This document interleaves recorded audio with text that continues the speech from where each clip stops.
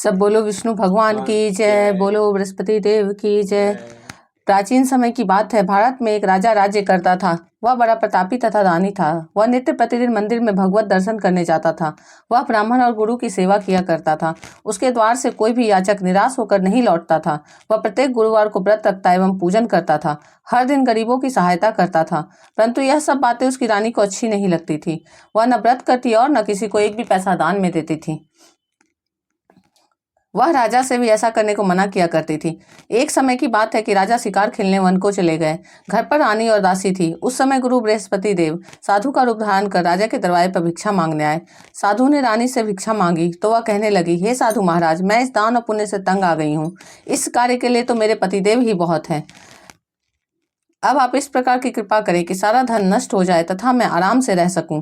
साधु रूपी बृहस्पति देव ने कहा, हे देवी, तुम बड़ी विचित्र हो। संतान और धन से कोई दुखी नहीं होता। इसको सभी चाहते हैं। पापी भी पुत्र और धन की इच्छा करता है। अगर तुम्हारे पास धन अधिक है तो भूखे मनुष्यों को भोजन कराओ, प्याऊ लगवाओ, ब्राह्मणों को दान दो, धर्मशालाएं बनवाओ, कुआं, तालाब, बावड़ी, बाग बगीचे आदि का निर्माण कराओ और निर्धनों की कुंवारी कन्याओं का विवाह कराओ। साथ ही यज्ञ आदि करो। इस प्रकार के कर्मों से आपके कुल का और आपका नाम लोक परलोक में सार्थक होगा एवं स्वर्ग की प्राप्ति होगी। परंतु रानी साधु की इन बातों से खुश नहीं हुई। उसने कहा, हे साधु महाराज, मुझे ऐसे धन की आवश्यकता नहीं जिसको मैं अन्य लोगों को दान दूं तथा जिसको रखने और संभालने में ही मेरा सारा समय नष्ट हो जाए। साधु ने कहा, हे देवी, यदि तुम्हारी ऐसी इच्छा है तो जैसा मैं तुम्हें बताता हूँ तुम वैसा ही करना। बृहस्पतिवार के दिन घर को गोबर से लीपना, अपने केसों को पीली मिट्टी से धोना, केसों को धोते समय स्नान करना, राजा से कहना वह हजामत बनवाए, भोजन में मांस मदिरा खाना, कपड़ा धोबी के यहाँ धुलने देना। इस प्रकार 7 बृहस्पतिवार करने से तुम्हारा सारा धन नष्ट हो जाएगा। यह कहकर साधु महाराज रूपी बृहस्पति देव अंतर्धान हो गए। रानी ने साधु के कहने के अनुसार 7 बृहस्पतिवार तक वैसा ही करने का विचार किया। साधु के बताए अनुसार कार्य करते हुए केवल 3 बृहस्पतिवार ही बीते थे कि उसकी समस्त धन संपत्ति नष्ट हो गई। भोजन के लिए दोनों समय परिवार तरसने लगा तथा सांसारिक भोगों से दुखी रहने लगा। तब वह राजा रानी से कहने लगा कि हे रानी, तुम यहाँ पर रहो, मैं दूसरे देश को जाता हूँ, क्योंकि यहाँ पर मुझे सभी मनुष्य जानते हैं, इसलिए मैं यहाँ कोई कार्य नहीं कर सकता।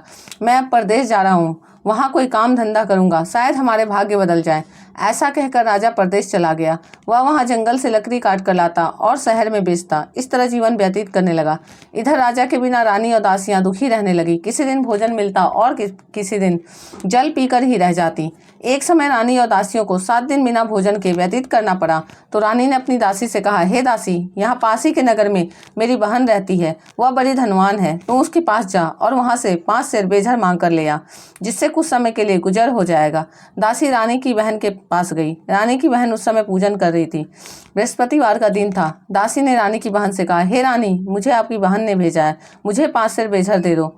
दासी ने यह बात अनेक बार कही, परंतु रानी की बहन ने कोई उत्तर नहीं दिया, क्योंकि उस समय बृहस्पतिवार की कथा सुन रही थी। जब दासी को रानी की बहन से कोई उत्तर नहीं मिला तो वह बहुत दुखी हुई। उसे क्रोध भी आया। वह लौट कर रानी से बोली, हे रानी, आपकी बहन बहुत ही धनी स्त्री है। वह छोटे लोगों से बात नहीं करती। मैंने उससे कहा तो उसने कोई उत्तर नहीं दिया। मैं वापस चली आई। रानी बोली, हे दासी, इसमें उसका कोई दोष नहीं है। जब बुरे दिन आते तब कोई सहारा नहीं देता। अच्छे बुरे का पता विपत्ति में ही लगता है। जो ईश्वर की इच्छा होगी वही होगा। यह सब हमारे भाग्य का दोष है। उधर रानी की बहन ने सोचा कि मेरी बहन की दासी आई थी, परंतु मैं उससे नहीं बोली, इससे वह बहुत दुखी हुई होगी। अतः कथा सुन और विष्णु भगवान का पूजन समाप्त कर वह अपनी बहन के घर गई और कहने लगी कि हे बहन, मैं बृहस्पतिवार का व्रत कर रही थी। तुम्हारी दासी हमारे घर गई थी, परंतु जब तक कथा होती है तब तक हम लोग न उठते हैं न बोलते हैं, इसलिए मैं नहीं बोली। कहो दासी क्यों गई थी? रानी बोली, बहन, हमारे घर अनाज नहीं था। वैसे तुमसे कोई बात छिपी नहीं है, इस कारण मैंने दासी को तुम्हारे पास 5 सेर बेझर लेने के लिए भेजा था। रानी की बहन बोली, बहन देखो, बृहस्पति भगवान सबकी मनोकामना पूर्ण करते हैं। देखो शायद तुम्हारे घर में अनाज रखा हो। यह सुनकर दासी घर के अंदर गई तो वहां उसे एक घड़ा बेझर का भरा मिल गया। उसे बड़ी हैरानी हुई, क्योंकि उसने एक एक बर्तन देख लिया था। उसने बाहर आकर रानी को बताया। दासी अपनी रानी से कहने लगी, हे रानी देखो, वैसे जब हमको अन्न नहीं मिलता तो हम रोज ही व्रत करते हैं। अगर इनसे व्रत की विधि और कथा पूछ ली जाए तो उसे हम भी किया करेंगे। दासी के कहने पर रानी ने अपनी बहन से बृहस्पतिवार व्रत के बारे में पूछा। उसकी बहन ने बताया, हे रानी बहन, बृहस्पतिवार को सूर्योदय से पूर्व उठकर स्नान करके बृहस्पतिवार का व्रत करना चाहिए, लेकिन उस दिन सिर नहीं धोना चाहिए। बृहस्पतिवार के व्रत में चने की दाल और मुनक्का से विष्णु भगवान का केले के वृक्ष की जड़ में पूजन करे तथा दीपक जलावे। उस दिन एक ही समय भोजन करें, भोजन पीले खाद्य पदार्थ का करें तथा कथा सुने। इस प्रकार करने से गुरु भगवान प्रसन्न होते हैं, अन्न पुत्र धन देते हैं, मनोकामना पूर्ण करते हैं। व्रत और पूजन की विधि बताकर रानी की बहन अपने घर लौट गई। रानी और दासी दोनों ने निश्चय किया कि बृहस्पति देव भगवान का पूजन जरूर करेंगे। 7 दिन बाद जब बृहस्पतिवार का दिन आया तो उन्होंने व्रत रखा, घुड़साल जाकर चना और गुड़ मिलाई तथा उसकी दाल से केले की जड़ तथा विष्णु भगवान का पूजन किया। अब भोजन पीला कहाँ से आए, दोनों बड़ी दुखी हुई, परंतु उन्होंने व्रत किया था, इस कारण बृहस्पति भगवान प्रसन्न थे। एक साधारण व्यक्ति के रूप में वे 2 थालों में सुंदर पीला भोजन लेकर आए और दासी को देकर बोले, हे दासी, यह भोजन तुम्हारे और रानी के लिए है, तुम दोनों करना। दासी भोजन पाकर बड़ी प्रसन्न हुई और रानी से बोली, रानी जी भोजन कर लो। रानी को भोजन आने के विषय में कुछ पता नहीं था, इसलिए वह बोली, जा तू ही भोजन कर, क्योंकि तू हमारी व्यर्थ में हंसी उड़ाती है। दासी बोली, एक व्यक्ति भोजन दे गया है। रानी कहने लगी, वह भोजन तेरे लिए ही दे गया है, तू ही भोजन कर। दासी ने कहा, वह व्यक्ति हम दोनों के लिए 2 थालों में भोजन दे गया है, इसलिए मैं और आप दोनों ही साथ साथ भोजन करेंगी। दोनों ने गुरु भगवान को नमस्कार कर भोजन प्रारंभ किया। उसके बाद से वे प्रत्येक बृहस्पतिवार को गुरु भगवान का व्रत और पूजन करने लगी। बृहस्पति भगवान की कृपा से उनके पास धन हो गया, परंतु रानी फिर पहले की तरह आलस्य करने लगी। तब दासी बोली, देखो रानी, तुम पहले भी इस प्रकार आलस्य करती थी, तुम्हें धन को रखने में कष्ट होता था, इस कारण सभी धन नष्ट हो गया। अब गुरु भगवान की कृपा से धन मिला है तो फिर तुम्हें आलस्य होता है। बड़ी मुसीबतों के बाद हमने यह धन पाया, इसलिए हमें दान पुण्य करना चाहिए। तुम भूखे मनुष्यों को भोजन कराओ, प्याव लगवाओ, ब्राह्मणों को दान दो, कुआं तालाब वावड़ी आदि का निर्माण कराओ, मंदिर पाठशाला बनवाकर दान दो, कुंवारी कन्याओं का विवाह कराओ, धन को शुभ कार्यों में खर्च करो, जिससे तुम्हारे कुल का यश बढ़े तथा स्वर्ग प्राप्त हो और पितृ प्रसन्न हो। दासी की बात मानकर रानी ने इसी प्रकार के कर्म करने प्रारंभ किए, जिससे उनका काफी यश फैलने लगा। एक दिन रानी और दासी आपस में विचार करने लगी कि न जाने राजा किस दशा में होंगे, उनकी कोई खोज खबर नहीं। गुरु भगवान से उन्होंने प्रार्थना की और भगवान ने रात्रि में राजा को स्वप्न में कहा, हे राजा उठ, तेरी रानी तुझको याद करती है, अब अपने देश को लौट जा। राजा प्रातःकाल उठकर जंगल से लकड़ियां काट कर लाने के लिए जंगल की ओर चल पड़ा। जंगल से गुजरते हुए वह सोचने लगा, रानी की गलती से उसे कितने दुख भोगने पड़े। राजपाट छोड़कर उसे जंगल में आकर रहना पड़ा। जंगल से लकड़ियां काटकर उन्हें बेचकर गुजारा करना पड़ा। उसी समय उस जंगल में बृहस्पति देव एक साधु का रूप धारण कर आए और राजा के पास आकर बोले, हे लकड़हारे, तुम इस सुनसान जंगल में किस चिंता में बैठे हो, मुझे बताओ। यह सुनकर राजा के नेत्रों में जल भर आया और साधु की वंदना कर बोला, हे प्रभु, आप सब कुछ जानने वाले हैं। इतना कहकर राजा ने साधु को अपनी संपूर्ण कहानी सुना दी। महात्मा दयालु होते हैं। वे राजा से बोले, हे राजा, तुम्हारी पत्नी ने बृहस्पति देव के प्रति अपराध किया था, जिस कारण तुम्हारी यह दशा हुई। अब तुम किसी प्रकार की चिंता मत करो, भगवान तुम्हें पहले से अधिक धन देंगे। देखो, तुम्हारी पत्नी ने बृहस्पतिवार का व्रत आरंभ कर दिया है। अब तुम भी बृहस्पतिवार का व्रत करके चने की दाल व गुड़ जल के लोटे में डालकर केले का पूजन करो, फिर कथा कहो या सुनो, भगवान तुम्हारी सब मनोकामनाओं को पूर्ण करेंगे। साधु को प्रसन्न देखकर राजा बोला, हे प्रभु, मुझे लकड़ी बेचकर इतना पैसा भी नहीं बचता जिससे भोजन के उपरांत कुछ बचा सकूं। मैंने रात्रि में अपनी रानी को व्याकुल देखा है, मेरे पास कोई साधन नहीं जिससे समाचार जान सकूं। फिर मैं बृहस्पति देव की कौन सी कहानी कहूं, मुझे कुछ भी मालूम नहीं है। साधु ने कहा, हे राजा, तुम किसी बात की चिंता मत करो। बृहस्पतिवार के दिन तुम रोजाना की तरह जंगल से लकड़ियां लेकर शहर को जाओ, तुम्हें रोज से दुगुना धन प्राप्त होगा, जिससे तुम भली भांति भोजन कर लोगे तथा बृहस्पति देव की पूजा का सामान भी आ जाएगा।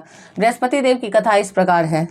सब बोलो विष्णु भगवान की जय, बोलो बृहस्पति देव की जय। प्राचीन काल में एक बहुत ही निर्धन ब्राह्मण था। उसकी कोई संतान नहीं थी। वह नित्य पूजा पाठ करता, परंतु उसकी स्त्री बहुत मलिनता के साथ रहती थी। वह न स्नान करती, न किसी देवता का पूजन करती। प्रातःकाल उठते ही सर्वप्रथम भोजन करती, बाद में कोई अन्य कार्य करती। ब्राह्मण देवता बड़े दुखी रहते थे। पत्नी को बहुत समझाते, किंतु उसका कोई परिणाम न निकला। भगवान की कृपा से ब्राह्मण की स्त्री को कन्या रूपी रत्न उत्पन्न हुई। वह कन्या अपने पिता के घर में बड़ी होने लगी। वह बालिका प्रातः स्नान करके विष्णु भगवान का जप करती। वह बचपन से ही बृहस्पतिवार का व्रत भी करने लगी। पूजा पाठ समाप्त कर स्कूल जाती तो अपनी मुट्ठी में जौ भरकर ले जाती और पाठशाला जाने के मार्ग में डालती जाती। वही जौ स्वर्ण के हो जाते तो लौटते समय उनको बिनकर घर ले आती।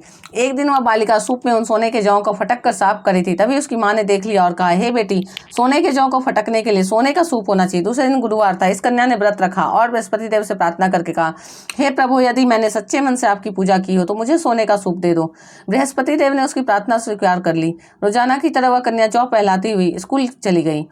स्कूल से लौटकर जब वह जौ बीन रही थी तो बृहस्पति देव की कृपा से उसे सोने का सूप मिला। उसे वह घर ले आई और उससे जौ साफ करने लगी, परंतु उसकी माँ का वही ढंग रहा। एक दिन की बात है, वह कन्या सोने के सूप में जौ साफ कर रही थी। उस समय उस नगर का राजकुमार वहां से होकर निकला। इस कन्या के रूप और सोने के सूप में जौ को साफ करते देखकर वह उस कन्या पर मोहित हो गया। राजमहल आकर भोजन तथा जल त्याग कर उदास होकर लेट गया। राजा को जब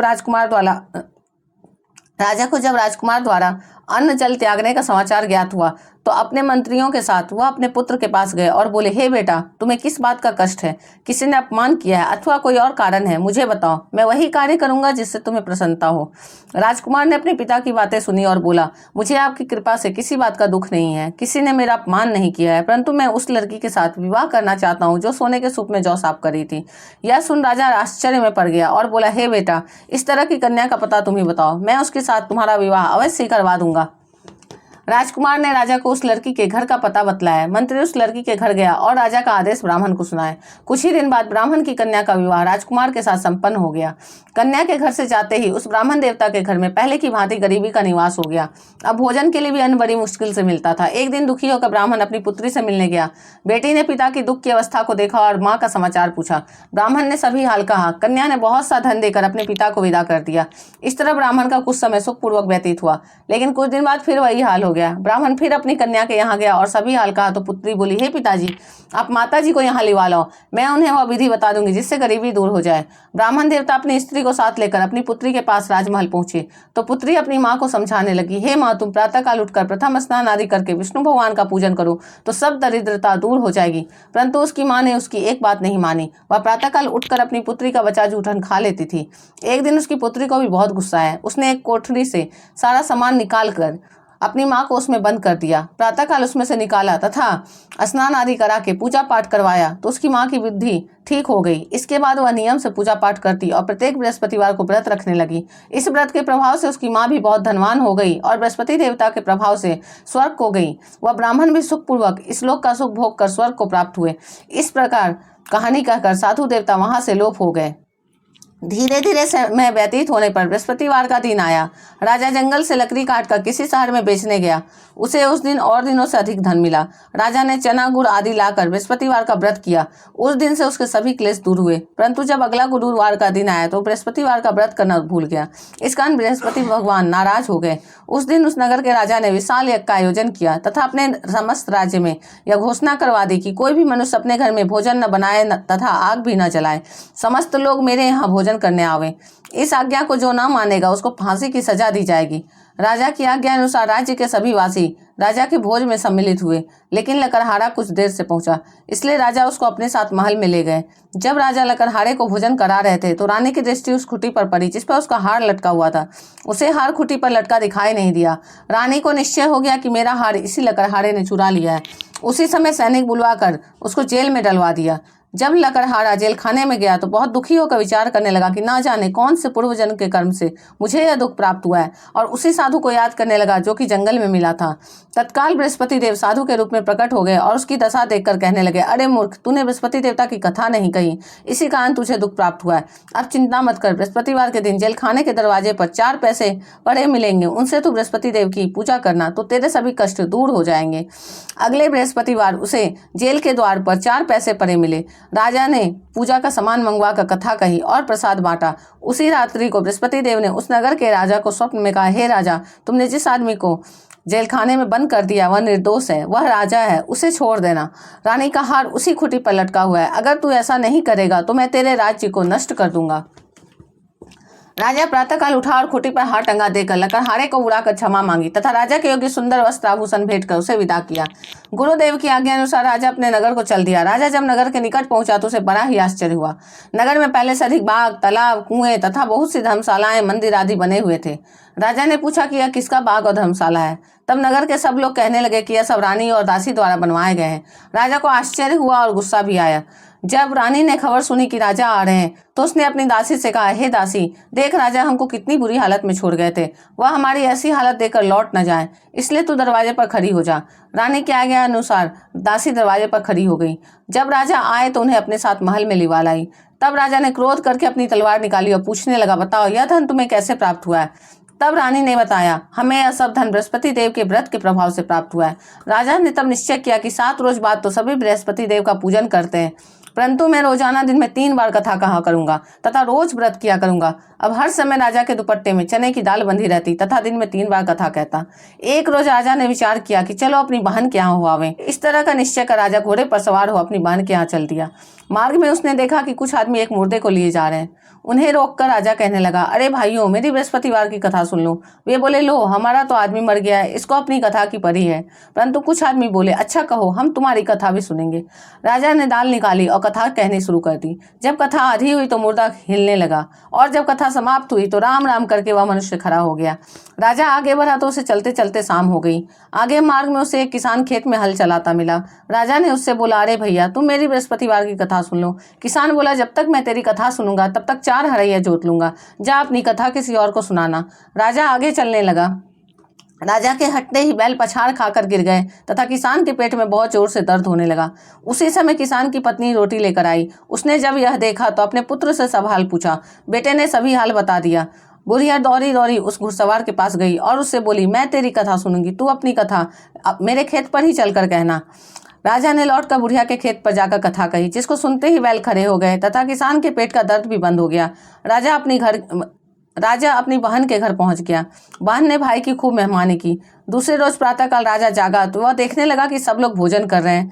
राजा ने अपनी बहन से पूछा कि ऐसा कोई मनुष्य है जिसने भोजन नहीं किया हो, जो मेरी बृहस्पतिवार की कथा सुन ले। तो बहन बोली, हे भैया, यह देश ऐसा ही है। पहले यहाँ के लोग भोजन करते हैं, बाद में अन्य कार्य करते हैं।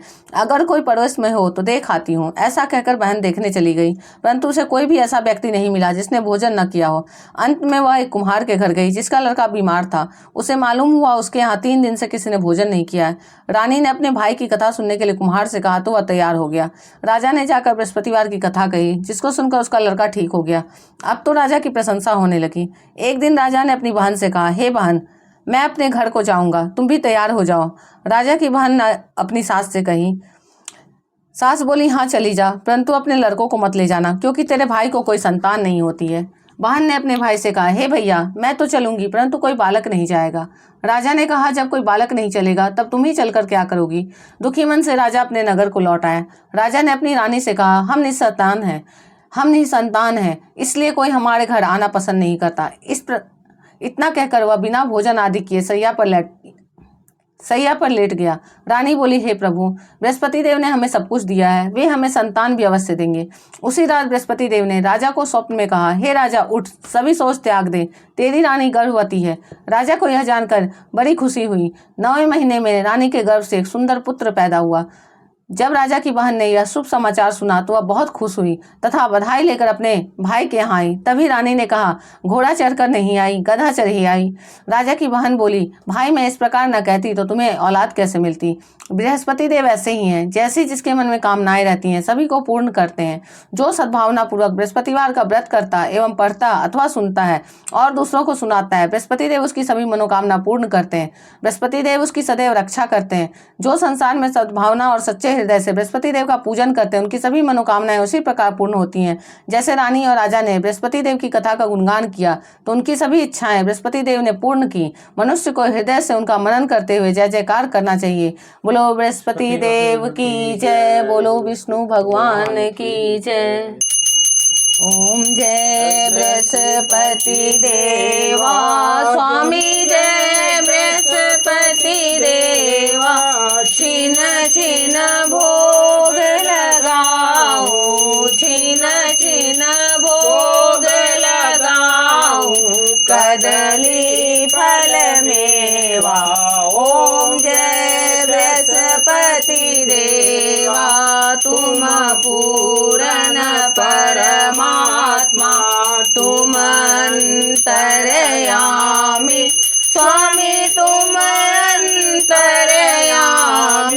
जगत पिता जगदीश्वर, तुम सबके स्वामी। ओम जय बृहस्पति देवा, चरणामृत निज निर्मल, सब पातक हरता स्वामी, सब पातक हरता।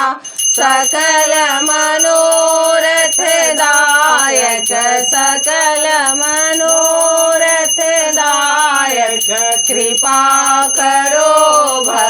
मनसा। ओम जय बृहस्पति देवा, तन मन धन अर्पण कर, जो जन शरण परे, स्वामी जो जन शरण परे, प्रभु प्रकट तब हो कर, प्रभु प्रकट तब हो कर, आकर द्वार खड़े। ओम जय बृहस्पति देवा, दीन दयाल दयानिधि, भक्तन हितकारी, स्वामी भक्तन हितकारी, पाप दोष सब हरता, पाप दोष सब हरता, भव बंधन हारी।